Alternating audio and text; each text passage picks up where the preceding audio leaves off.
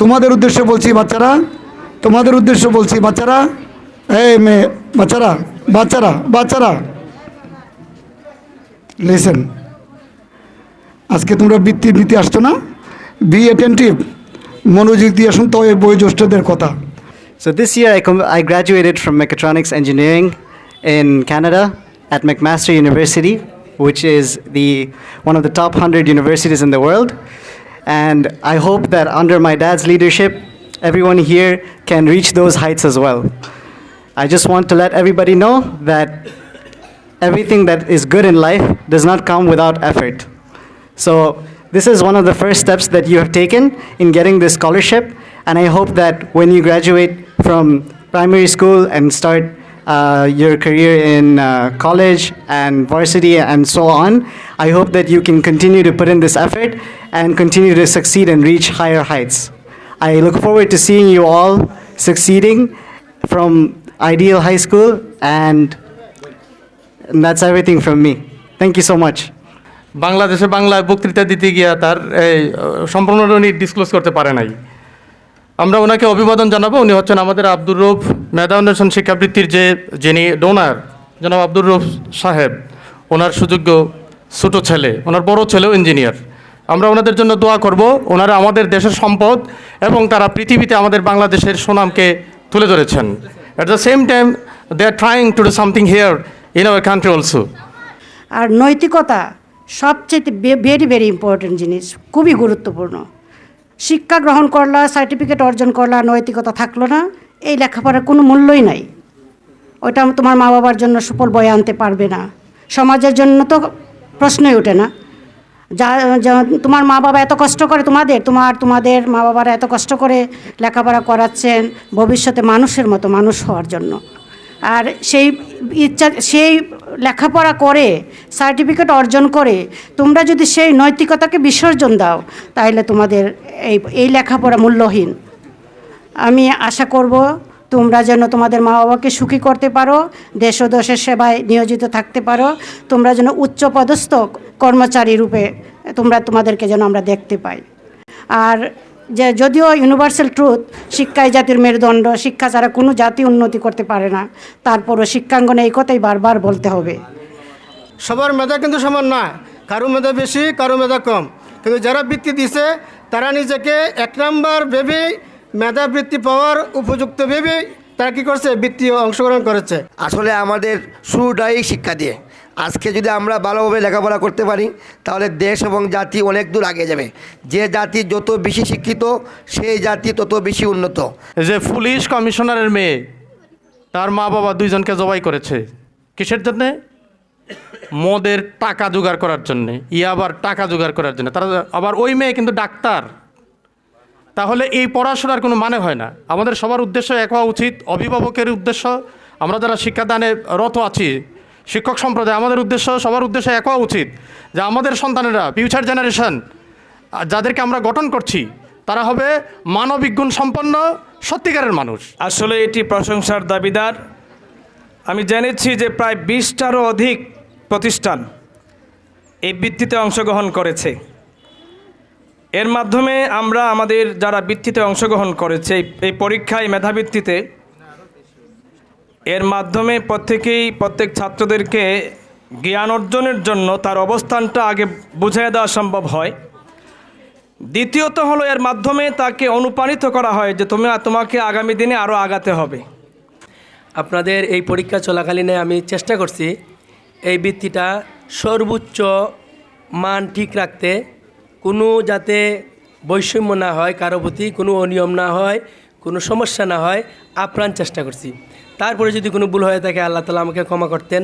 আমি ইচ্ছা করিয়া এই বৃত্তির রেজাল্ট করতে গিয়ে কোনো ধরনের অনিয়ম হয় নাই, এটা আপনাদেরকে আমি প্রতিজ্ঞা করতে পারি।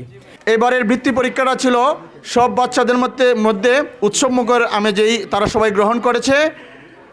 এইবারে 2024 সালে বিভিন্ন স্কুলে প্রায় 30 থেকে 35টা স্কুলের 181 জন পঞ্চম শ্রেণীর স্টুডেন্ট বৃত্তি পরীক্ষায় অংশগ্রহণ করেছে। আমি মনে করি সকলেই মেধাবী স্টুডেন্ট। যারা বৃত্তি পরীক্ষায় অ্যাটেন্ড করেছে সবাই, প্রত্যেকটা স্কুলের মেধাবী স্টুডেন্টরাই এখানে অংশগ্রহণ করেছে। কিন্তু পারিপার্শ্বিক ব্যবস্থাপনার অপ্রতুলতার কারণে ইচ্ছা থাকা সত্ত্বেও আমরা বেশি সংখ্যক বৃত্তি প্রদান করা সম্ভব হয় নাই। তাছাড়া বৃত্তি প্রদানের জন্য যতটুকু মার্ক প্রয়োজন, যতটুকু কোয়ালিফাই করা দরকার, আমরা এই মার্কটুকু পর্যন্ত পৌঁছেছি, অতটুকু মার্ক পর্যন্ত আমরা বৃত্তি দেওয়ার চেষ্টা করা হয়েছে। আজকে যারা এখানে বৃত্তি পেয়েছেন, আসলে বৃত্তিটা মূলত হচ্ছে এখানে উৎসাহ দেওয়া। এখান থেকে আজকে যারা বৃত্তি পাবেন, ভবিষ্যতে আরও লেখাপড়া এখান থেকে উৎসাহ নিয়ে আরও লেখাপড়া করে তারা দেশের বিভিন্ন খেদমত করবেন। আজকে যারা ছোট্টমণি আছেন তাদেরকে বলবো, তোমরা আরও বড় স্বপ্ন নিয়ে লেখাপড়া করবে। সম্পদের অভাব নাই, শিক্ষা দীক্ষার অভাব নাই, কিন্তু বিবেকবান মানুষের এই সমাজে খুবই অভাব। আপনারা অনেকেই পরীক্ষা দিয়েছেন, কিন্তু সবাই তো পরীক্ষায় বৃত্তি পাওয়া সম্ভব না। আমরা অনেক নির্বাচনে অংশগ্রহণ করি, 5 জন 7 জন চেয়ারম্যান, সবাই পাস করে, একজন পাস করে, কিন্তু সবাই কোনো খারাপ না, ভালো মানুষও কিন্তু ফেল করে। কিন্তু আমরা যে সবাই পরীক্ষা দিয়েছো, তোমরা অনেক যে ফেল করেছো, এটাতে মন ঘাবড়াইবে না। যারা রাষ্ট্রের জন্য কাজ করবেন, মানুষের জন্য কাজ করবেন, তারা হচ্ছেন স্বর্গতুল্য। প্রত্যেকটি শ্রেণী পেশার মানুষকে আমাকে শ্রদ্ধা করতে হবে। দেশের জন্য কাজ করেন, রাষ্ট্রের জন্য কাজ করেনি মানে এটা একটা মহৎ জিনিস। ডাক্তার হোক, নার্স হোক, যে কোনো পেশার মানুষ হোক, সর্বশ্রেণীর মানুষকে শ্রদ্ধা করতে হবে। আমি কেন এই বৃত্তিটা এই উপজেলায় করেছি? আমি মিরাশি স্কুলের ছাত্র ছিলাম। এই সারা উপজেলার মধ্যে সবচেয়ে পুরাতন স্কুল হলো মিরাশি স্কুল, সবচেয়ে পুরাতন। তারপরে মনে হয় রাজারবাড়ির স্কুল, যদি ভুল হয় আমাকে ঠিক করে দেবেন, ঠিক না? এই মিরাশি স্কুলের ছাত্র ডক্টর কীতিশ, ডক্টর রশিদ আমাদের গর্ব। আমারই নানা শ্বশুর হন আমার ওয়াইফের নানা। তারপরে ডক্টর কীতিশ, আমাদের এখানে অনেক কৃতি সন্তান আছেন। ওই স্কুলে আমাদের পাশের গ্রামের একজন লোক, উনি লন্ডনে থাকতেন, উনার নাম মতিন। আমি যখন মিরাশি স্কুলে 8-এ পড়ি, তখন উনি একটি বৃত্তি চালু করছিলেন মিরাশি স্কুলের 1st, 2nd, 3rd, 6 to 10। আর আমি একজন বৃত্তিপ্রাপ্ত ছাত্র ছিলাম ওই স্কুলে। কত খুশি লাগতো, 100 টাকা পাইতাম, খুশি। কেন? আমার যে একটা মেধা আছে, ওইটাকে যাচাই করার জন্য একটা পদ্ধতি চালু হয়েছে এখানে, সেটার জন্য খুশি।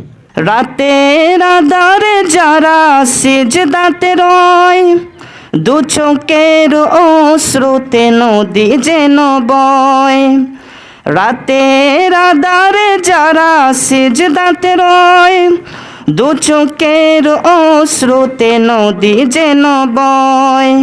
চলনার হাত চানি যত আসুক, পেছনু পেরেও তাকায় নাম, যাদের হৃদয়ে আছে আল্লাহর ভয়, তারা কবু পথ বলে যায় না। দিন কায়েমের পথে যারা অবিচল, তারা হলো আল্লাহর প্রিয়জন। বাতিলের কাছে যারা হার মানে না, সংগ্রাম করে যায় আমরণ। হেরার আলোতে যার হৃদয় রঙিন, হাতে আল কোরআনের দীপ্ত বাণী।